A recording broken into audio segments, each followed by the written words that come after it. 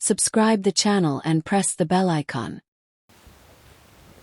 शेख सादी बयान करते हैं कि एक मर्तबा मैं बल्ख से बामियान की जानिब जा रहा था और रास्ता पुरखतर था।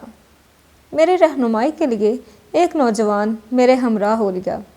वो नौजवान हथियारों से लैस था और इस कदर ताकतवर था कि वो एक वक्त में 10 आदमियों पर काबू पा सकता था। दुनिया भर के पहलवान उसे कुश्ती में पिछाड़ ना सकते थे। वो नाजो नम में पला और कभी इतना सफ़र न किया था और ना ही उसे कभी किसी तकलीफ़ का सामना करना पड़ा था। बहादुरों के नकारों की आवाज़ इसके कानों ने कभी नहीं सुनी थी और ना ही सवारों के तलवारों की चमक उसने कभी देखी थी। ना ही वो कभी किसी दुश्मन का कैदी बना था और ना इसके चारों जानिब कभी तीरों की बारिश हुई थी। हम रास्ता में आगे पीछे दौड़े जा रहे थे। मैंने देखा कि रास्ता में जो भी बुसीदा दीवार आती वो इसको गिरा देता और बड़े से बड़े दरख्त को जड़ से उखाड़ फेंकता। फिर वो फ़ख्र से ये अशार पढ़ता जिनका तर्जुमा ज़ैल है। हाथी कहाँ है आए और पहलवान के बाजू और कंधे देखे, और शेर कहाँ है आए और मर्द के हाथ और पंजे देखे। इस दौरान 2 डाकू एक बड़े पत्थर के पीछे से निकले और हमसे लड़ाई का इरादा किया। एक के हाथ में लकड़ी थी और दूसरे के हाथ में मोगरी पत्थर था। मैंने इस पहलवान से कहा कि देखते हैं क्या हो, दुश्मन सर पर खड़ा है और लड़ना चाहता है।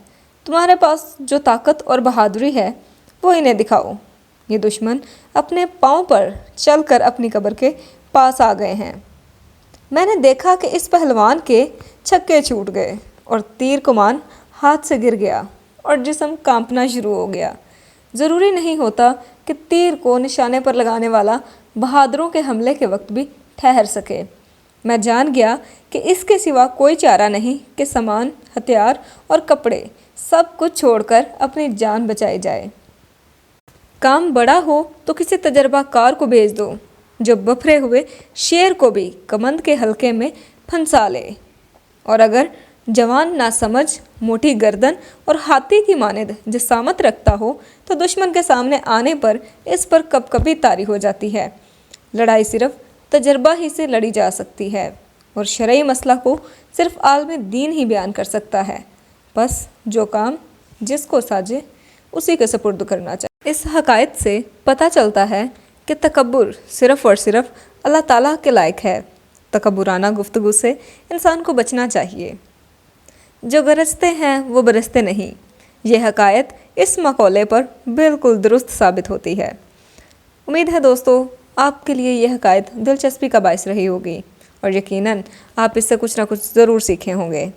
इस हकायत से मुतल्लिक आपकी राय जो भी है हमें उससे ज़रूर आगाह कीजिए। फ़ी अमानिल्लाह। Thanks for watching the video.